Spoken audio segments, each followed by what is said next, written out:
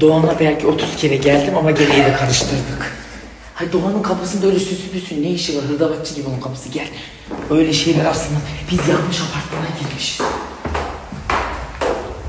Onun kapısının önünde bir köpek yatıyordu. Benim oradan anlamam lazım. Ben de önden diyorum ki İrem'e gel burası. Ha burası D kaç? Ha burası değil, yanlış apartman. Gel. Bak neresi biliyor musun? Çapraz. Bir önceki. Çünkü bak burası bayağı değerli toplu. Hayır, Oğlum. bir sonraki. Çıkmaz sokağın sonundaki. Ali İrem çok gelmiyor. Sen gerizekalı.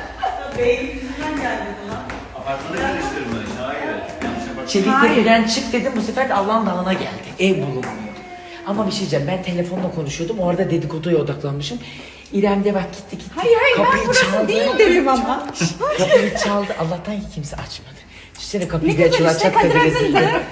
Ha ne diyecektin, eve temizliğe mi geldik diyeceksin?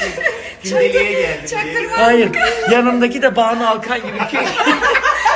Kız hiç burası emekli apartmanı.